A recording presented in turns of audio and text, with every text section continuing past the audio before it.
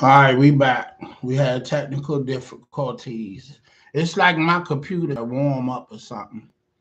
You know, I might need to just turn it on and let it be on for about 5 minutes before I get right into it.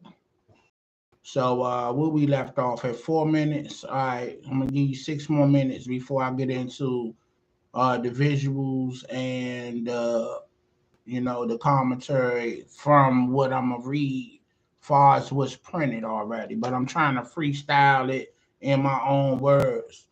So, like I was saying, um we had 5 World Series here in DC.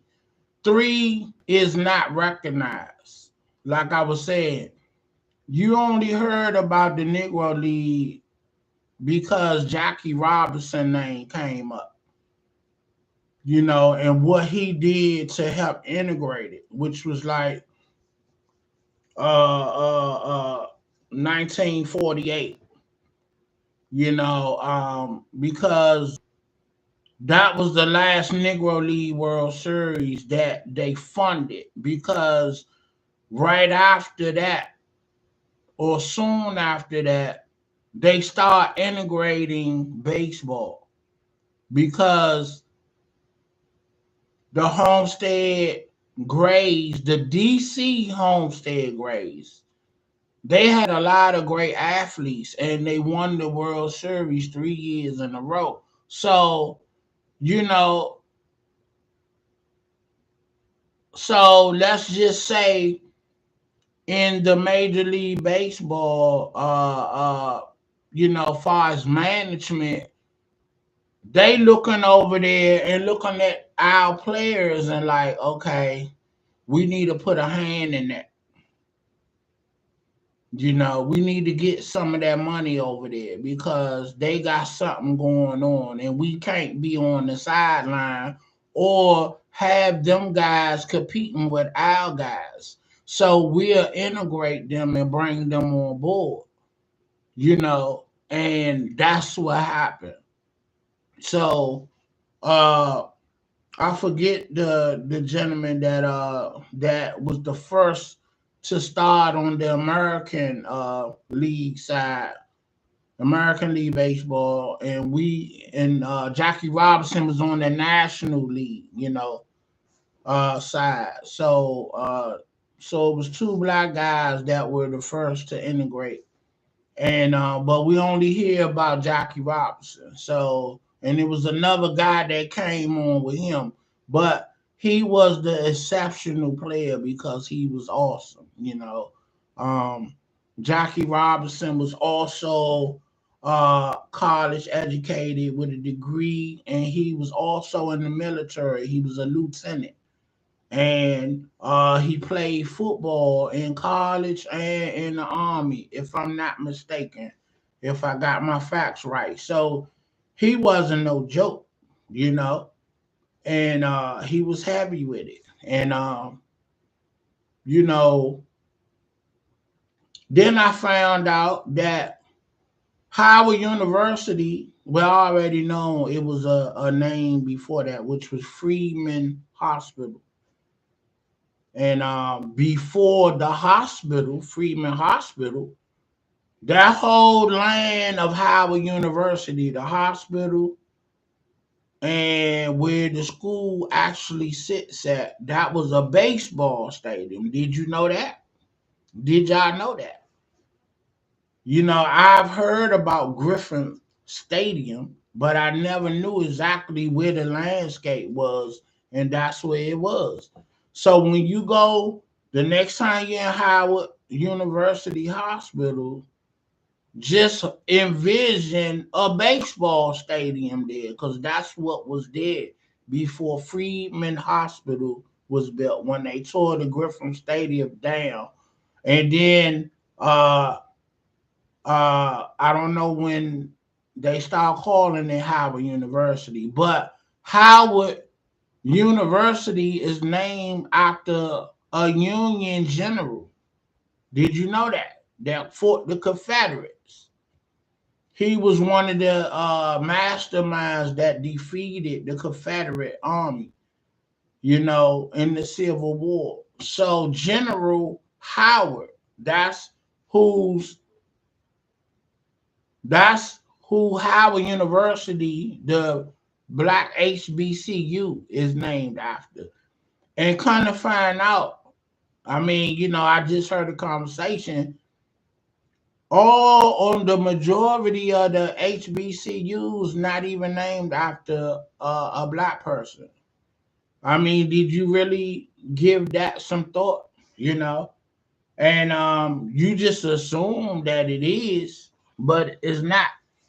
Um, for the most part, I don't know if all of them are named after other ethnics, and we could just call it what it is, or other white, individuals, that had love for black people and their education. So I'm not bashing. I'm saying thank you, if anything, for an institution to be built and funded, and then you allow black culture to come there to be educated. So,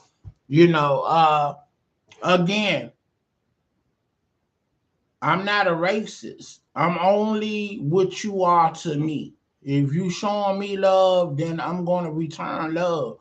But I wasn't taught to walk around with hate in my heart, But I know the history of what happened to us as a culture, and it don't feel good. I just saw the movie of the Jane Pittman story, Cecily Tyson. First time I saw that movie, and I'm trying to, you know, make it my business to see all eras of black cinema, because it's a lot of history and jewels being dropped in these movies. Because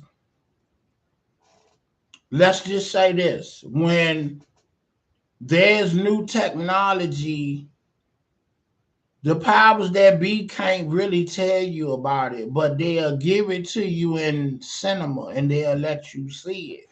Now you can write it off and think it's fiction, but 20 years later, what you just saw comes into fruition. Like the I Watch, Dick Tracy, get smart. If you know, I know you young bucks don't know nothing about these shows, but your mama and your daddies do, and your grandparents and all that. Get smart, Dick Tracy, talking into the watch, talking into the shoe. That was Get Smart and Dick Tracy. You know what I'm saying? The Jetsons. We have yet to see flying cars, but Elon Musk, knowing him, he working on it. Trust me. You know, and you know, uh, Star Trek. Star Trek was the first FaceTime, if you will. You feel me? So the technology always been around and they've been showing us. But it take generations for them to say, okay, let's release it to the world. You know? So, all right, I'm segueing off the subject. We talking about why the Homestead Grays are not acknowledged with the World Series championship that they done won,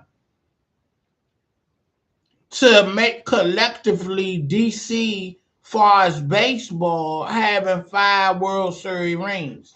We all know why, because it was a black organization. That's why it's not counted, but it's in history. It ain't like it never happened, because it did. It's documented. So it's up to me and people like me on these platforms to revise and bring the shine on history that's tucked away. So I was eager to do this story, and I was like, because I am a champion baseball player in my day, this really enthused me to make this video. Let's go ahead and get some visuals, man, and some of these players, and I'm gonna read you off some printed information of history of this World Series team, which were under the umbrella of the Negro League. So let me give you some visuals, man. You know,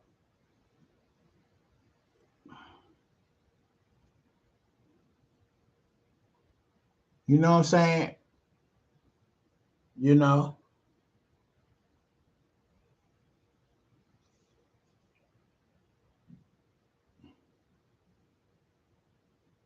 So I gotta get me a jersey and a hat.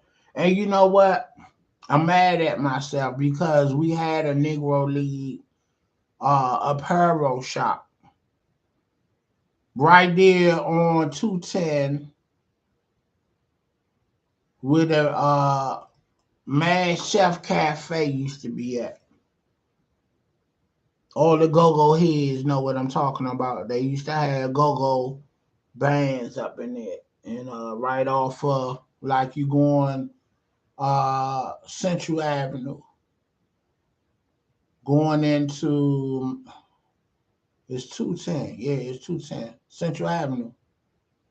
Going into, like you going to the Home Depot, like you going to PG Community, like you going into Largo. Yeah. It was right there in that shopping center mall. So with that being said, there is memorabilia in Owens Mills, Baltimore, in one of their libraries. I'm gonna read you the guy name that been collecting memorabilia for 20 years, and there's a baseball Negro League shrine and memorabilia memorial that honors the Negro League itself. And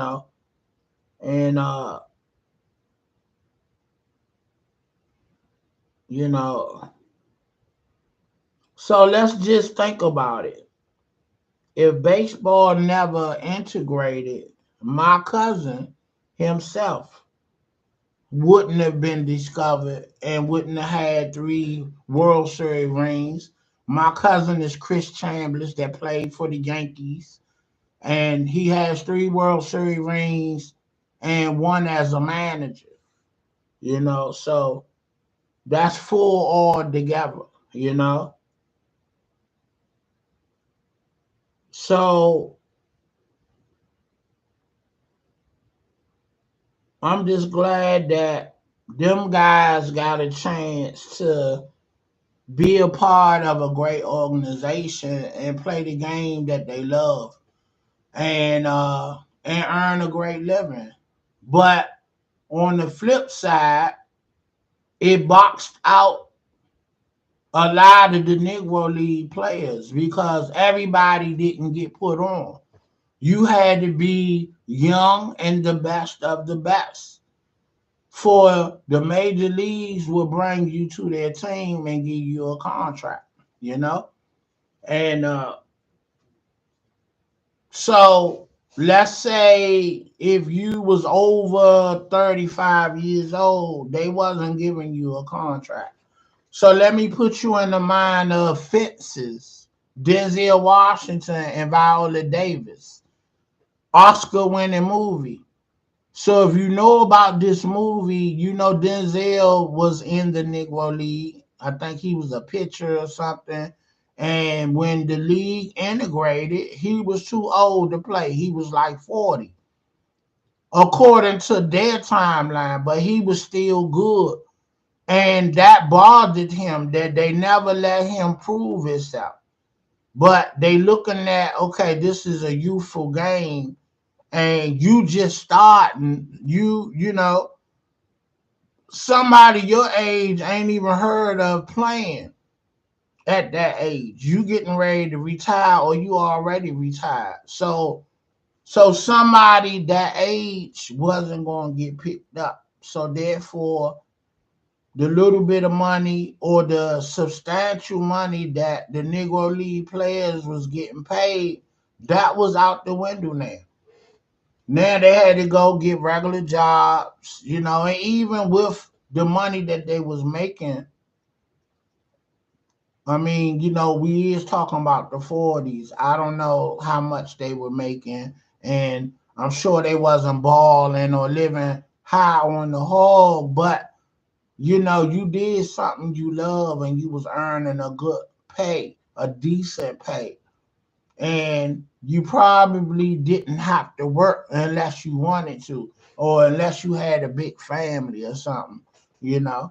And but soon as they dismantled the game, far as integrating, and the league survived less than 10 years after that because all the marquee players was gone, and our people didn't come out to just see the regular guys play. You come to see the stars. Don't nobody want to come and see a team of like nobodies, like for instance, when the Lakers come to town, we all know we going to see LeBron. Everybody else is secondary. LeBron is the primary marquee that people want to see. So it was kind of like that. When they took the stars from the team, you hurt the team, and the attendance fell tremendously. So let's get into what I was saying. Let me give you the commentary. All right, let me get my stand to keep still. Keep on trying to lean over. Let me get that steady.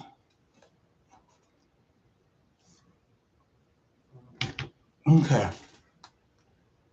All right, let me go find it. This is a real good story as well. And I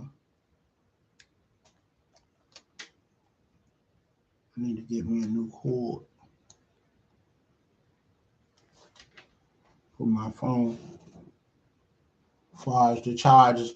Oh, let me just put this in my video. Me and my son that's home from college from spring break. We got a competitive one-on-one game that we got going on. And then when his brother is around, we include him, and between the three of us, we get at each other, and so we share the wins. So one on one, me and my son, we was tied at 14 games apiece. So I just won just now. I just came home from work. I done put in 12 hours. I came home, jumped in my sweats, my sneaks, and I went out there and dusted him off 33-10. I just want to put that out there. You know what I'm saying? The old man got at him because on my lunch break, I go to the court, and I work on my shot. I told him when I was your age, that's what I did. The whole hood, the whole DC played football and basketball. You know what I'm saying? I got into baseball by default because the basketball coach was bumping, you got asthma, and I don't want you on the team, you and another classmate. I don't want you guys getting sick on my watch. So I lateraled over to baseball, which he recommended me to play because it was less running. And let's just say this: we won 2 championships. Well, we got to two championships, and we lost, but we won 2 divisions. And The basketball team both years didn't even make the playoffs. So I was gritting on Mr. Mobley. What was his name? Mosby. Mr. Mosby. I was gritting on him when I seen him in the hall. You know, I'm like, yeah, you jokers ain't even make the playoffs. And we in the chips and winning divisions. Yeah, whatever. Of course I didn't say that to him, but I was thinking it. you know. But all right, let's get into the commentary, man. I'm just disturbed that they don't even recognize these three championships, you know. And so when you talk to historians and this day and time people, we only acknowledging two World Series and not five. But I don't care what anybody else acknowledging. I'm acknowledging five World Series rings, just like with our Redskins or Washington football team or the Washington Commanders. You know what I'm saying? We done been in 4 Super Bowls and we won 3. But we won 2 prior to that. And they don't recognize it because it wasn't called the Super Bowl. It was called the championship. So literally, we have 5 championships. You know what I'm saying? And we done been in 6 championship situations. You know? So I'm just putting it out there. So if you like me, you want to count what the team put in their work to do.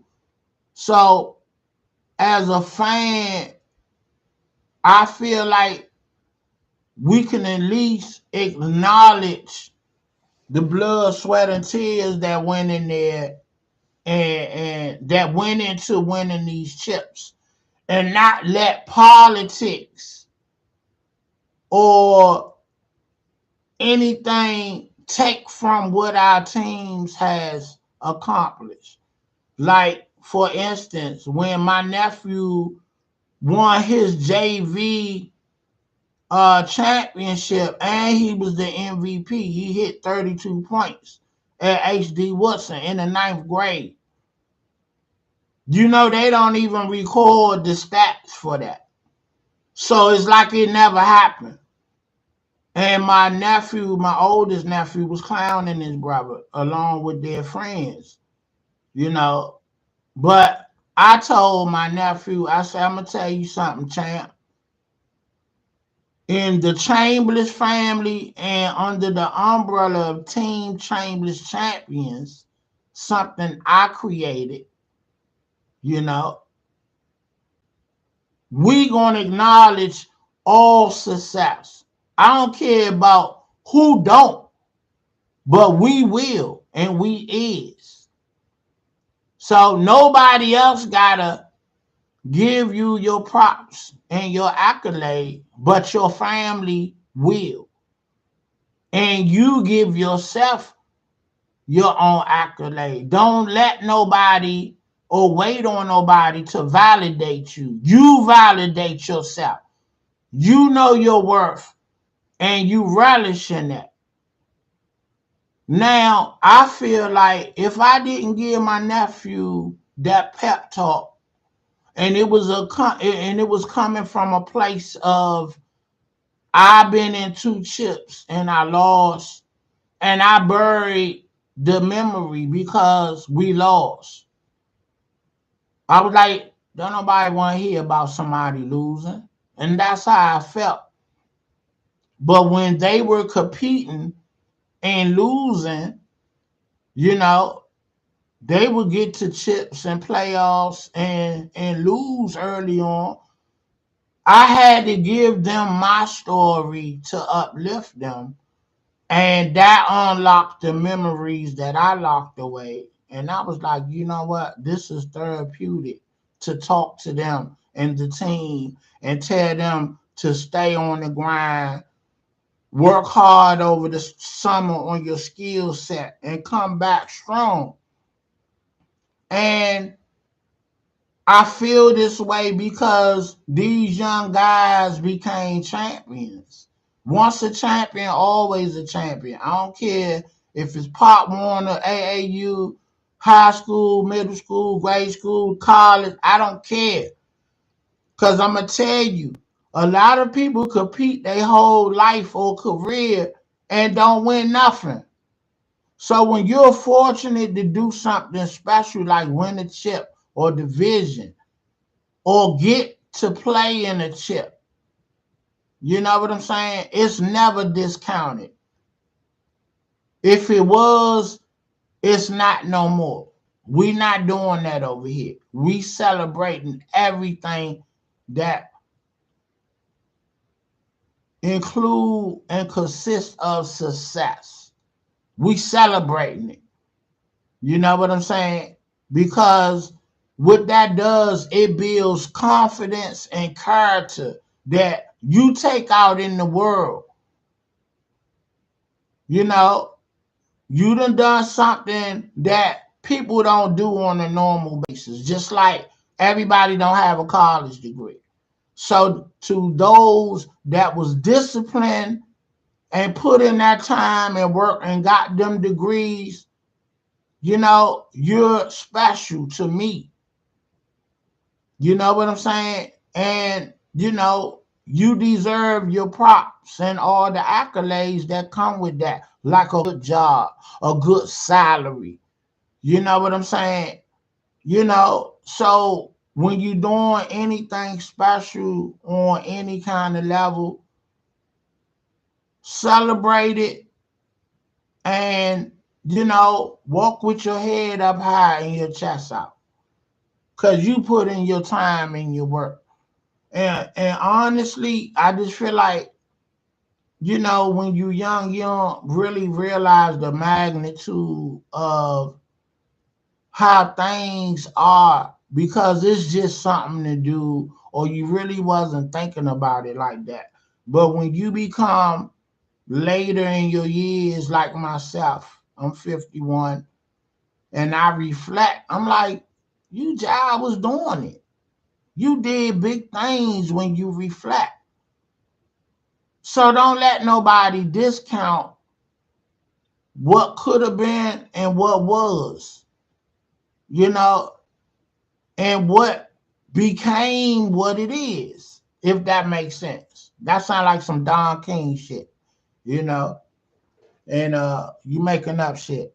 So, but it sound good. But what I'm trying to say is whatever success whatever success that you experience, don't let nobody or no one discount it.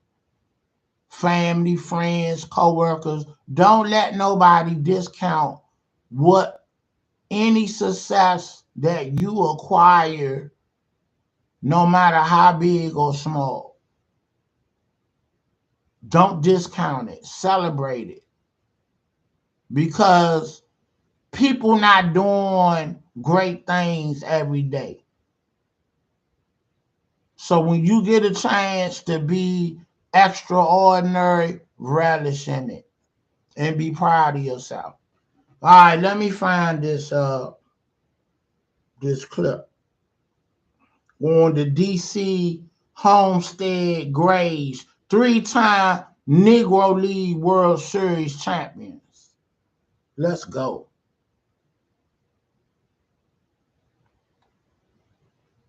We ain't faking over here. We gonna give it to you real and authentic, straight up.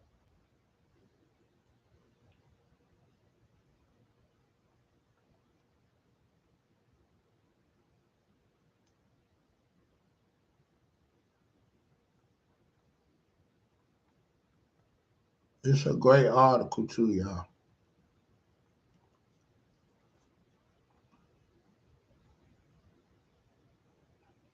Okay, so they was dismantled in 1950. That's when I think the Major League Baseball team integrated. So okay. All right. It says the team was based in Homestead, Pennsylvania. That's why they were the Homestead Grays. But played their home games at both Ford Field in Pittsburgh and Griffin Stadium in Washington, D.C. Okay. So that's where the name Homestead came from. All right. Why my phone just died? They don't want me to get this story out there, but we're going to go to the computer and pull it up. Stop playing.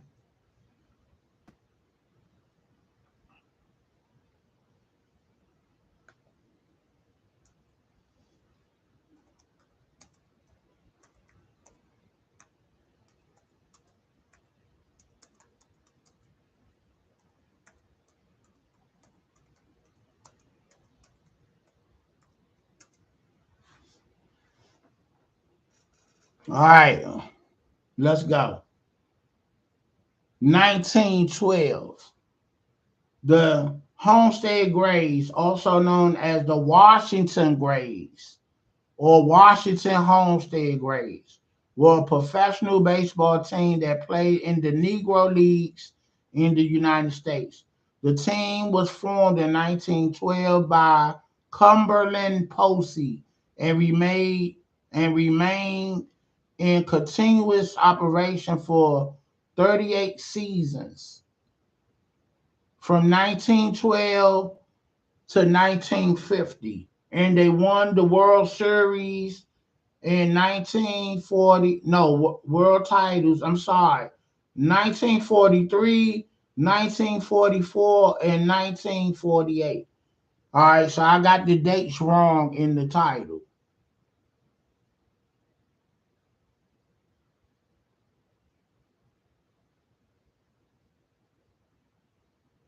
All right, let's get some real. Now my phone had the article that I had that I wanted to read that I don't see.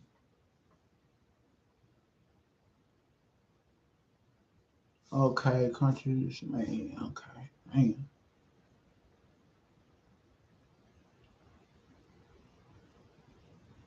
All right, franchise history. Okay,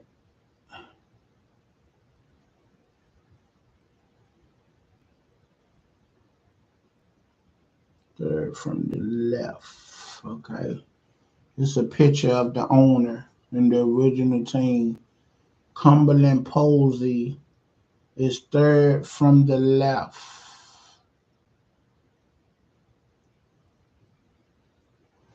All right, that's the guy in the middle. That's Cumberland Posey that started the team in Pittsburgh.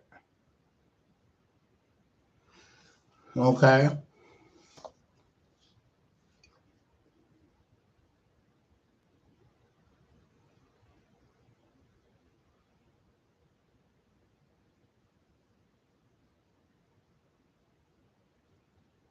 and his son is third from the left as well.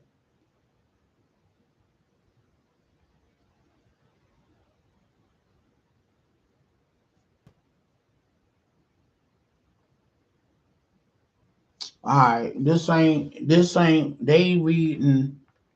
They talking a lot about the stats. This is crazy. I'm gonna wait for this phone to charge up.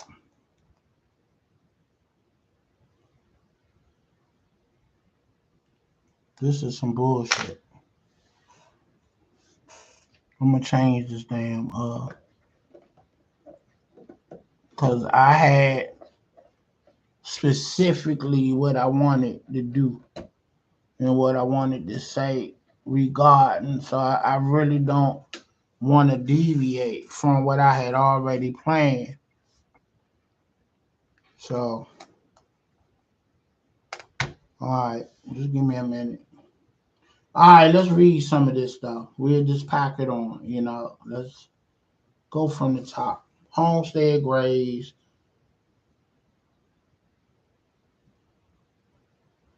Okay, I read all that plan.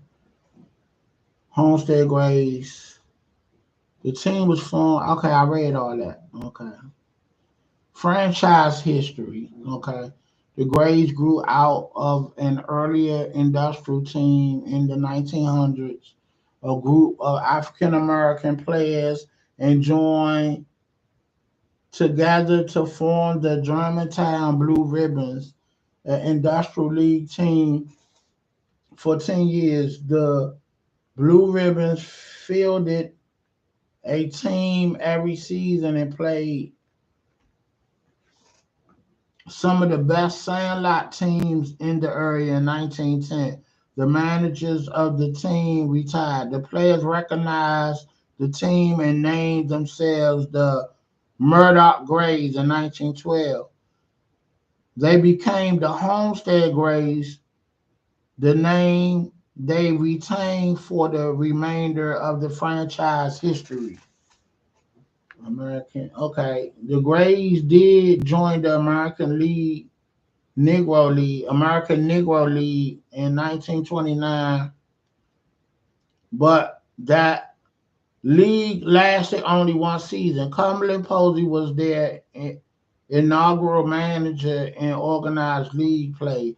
The Grays went 32 and 29 with three ties for a fourth place finish. The team operated independently again until 1932 when Posey organized the ill-fated East-West League. That league also collapsed before completing the first and only season. Judd, Wilson, and Posey combined the league, the 1932 team, to a 24-6 record with one tie before the Grays joined the Negro League in 1933. Okay, I wasn't reading that, so that's some extra on that. Okay. Shit, I might not need what I had because just giving up more than what I was going to read you. Posey managed the next two seasons, leading them to a third and seventh place finish, respectfully. Outfielder Vic Harris, a longtime player for the Grays, became player manager in 1936 with the near collapse of Pittsburgh Crawfords. Josh Gibson returned to the Grays in 1937, combining with a slugger, Buck Leonard, to power the Grays from 1937 to 1948. Okay, on what I had for you, said that Josh Gibson was revered as the Black Babe Ruth. Now that's big to be called Babe Ruth. And it's a picture of Babe Ruth. I'm gonna need when the it's a duck pin bowling alley where I work at in White Oak. Um, they have a picture of Babe Ruth bowling, duck pin bowling with the small bowling ball. I'm gonna take a picture of that when I see it. I think I already got it, but I'm gonna revisit that. Okay, return to the Grays, combining a slugger Buck Leonard to power with the Grays. From 1937 to 1948, the Grays went on an unprecedented, unprecedented run of success in Negro League baseball. They finished first place in the league in 10 or 12 seasons, while competing in organized playoff games in six of those seasons, which they won three. Their one challenge for the Negro League National League came in 1939, which matched the top four teams of a 16 league in a postseason tournament that required 3 victories. They beat the Philadelphia Stars in 5 games for each the championship series against the Baltimore Elite Giants. They lost to Baltimore in 5 games.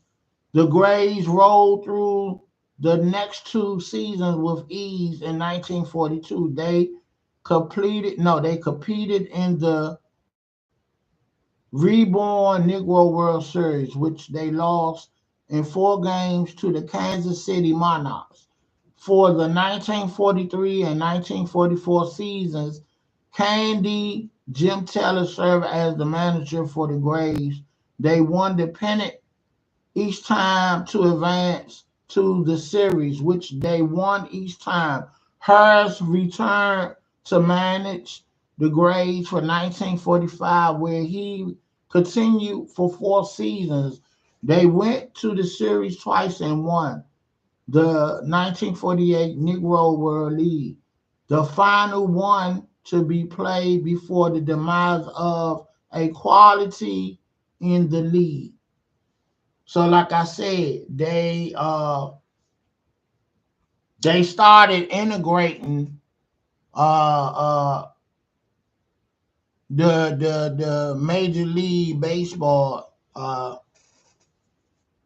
organization, start integrating and start hiring and getting black players from the Negro League. So, like I said, they took the best players. So therefore, wasn't nobody coming out to see, the guys that was like the bench warmers, and then now they thrown in there to play the game, which it wasn't as exciting, like just imagine the Bulls without Michael Jordan, or LeBron for whatever team he playing for, that he's not there. I mean, you got other guys, but these are the cream of the crop. Shaq, Kobe, the marquee names. That's who people spend money to really come out and see. you know, and being around a great player, you if you around and in the mix and you winning, your name become big, like a Scottie Pippen, Horace Grant, you know, Dennis Rodman, But Mike was the guy. So that's what I'm trying to get at. You know, during the tenure in the organized league baseball, the Grays went 629. They won 629 games and lost 377, which included a season with in the A&L and the EWL, which is I guess American League and the East West League, and 15 years spent with the Negro National League, where they went 573 wins, 332 losses. They finished first place in the league 10 times while reaching the Negro World Series, second carnation. 5 times of only 3 times they ever finished in the bottom half of a league. Pittsburgh Steelers founder and owner Art Rooney related in a 1981 interview that he from time to time had helped financially support the Negro League team, the Homestead Grays, and was a better baseball fan than football fans. Okay. Following the collapse of the Negro National League after the 1948 season, the Grays struggled to continue as an independent club and ultimately disbanded in May in 1951. All right, so look, that wasn't what I wanted to read to you, but that pretty much what I cropped it. They really got to the juice. in what I was going to read you, but this was enough. It was more than enough. So, you could go to Google and do your own research and homework if you want to view stats and anything like that, which is something you could do, on your own and really get the history of the Homestead or the Washington Homestead graves. And I'm just glad to have found the story on the team, and just doing that history of where Howard University is located. It was Griffin Stadium.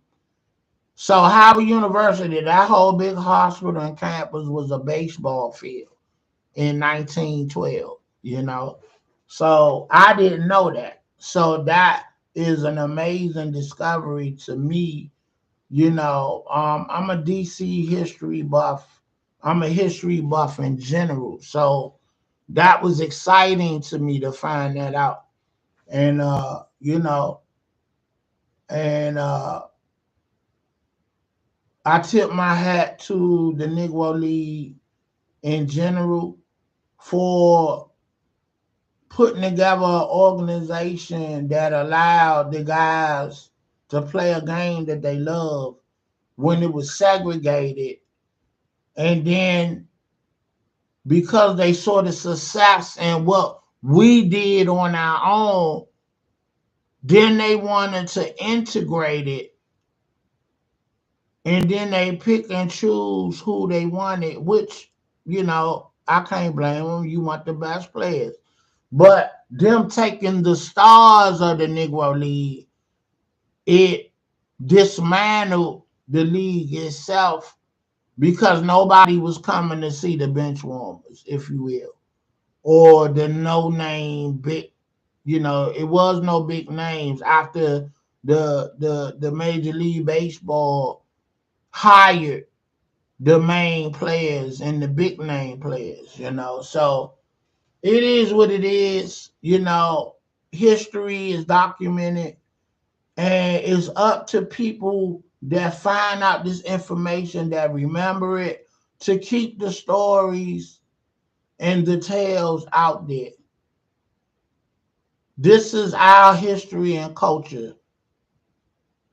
Black history. We're honoring the DC or the Washington Homestead graves, 3 times Negro League World Series winners, 365 a day, not just February. This is Big Day, Street's finest. Like, share, subscribe, and I'm a holler. Thank you for the love. Peace.